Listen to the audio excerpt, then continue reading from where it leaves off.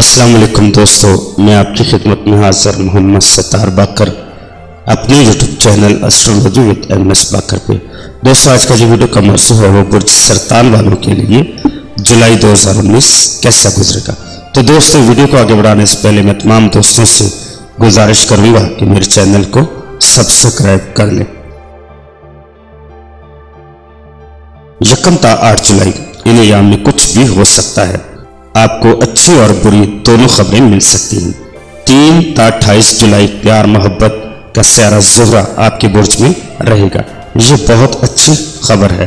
مزاج میں نرمی، عشق محبت کا عنصر غالب رہے گا۔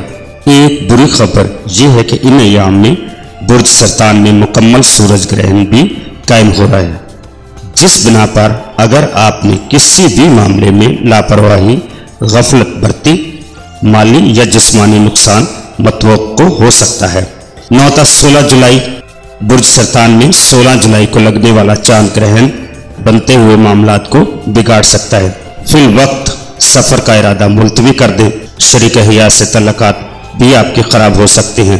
سمندر اور دریا اور نہر کے قریب جانے سے بھی آپ گریز کریں۔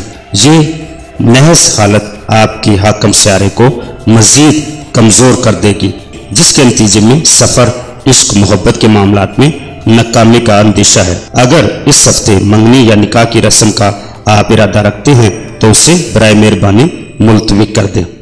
17 تا 25 جولائی اس ہفتے سماجی معاملات توجہ طلب ہوں گے۔ روپے پیسے کے معاملات آپ کے ذہنی دباؤ میں اضافہ کریں گے۔ سفر کے امکانات روشن ہے۔ سماجی تقریبات میں بھی آپ شرکت کرنا چاہتے ہیں تو کر لیں گے۔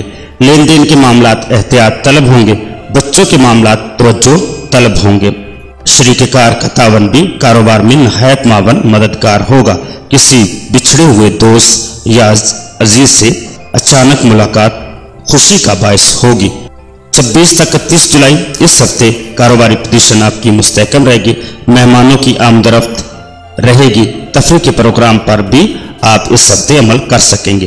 ذرائع ابلاغ سے مستفید ہو سکیں گے۔ گھریلو معاملات آپ کی توجہ کے طالب ہوں گے۔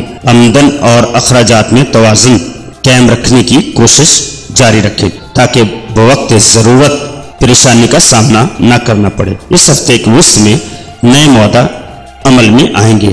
فروخت کے موقع راس آئیں گے۔ سیر و تفریح کے پروگرام بھی اس ہفتے آپ کے بن سکتے ہیں۔ تو دوستو، اپنا بہت سارا خیال رکھیے گا اور اپنے پیاروں کا بھی خیال رکھیے گا اور مجھے اپنی دعاؤں میں یاد رکھیے گا۔ اللہ حافظ، فی امان اللہ۔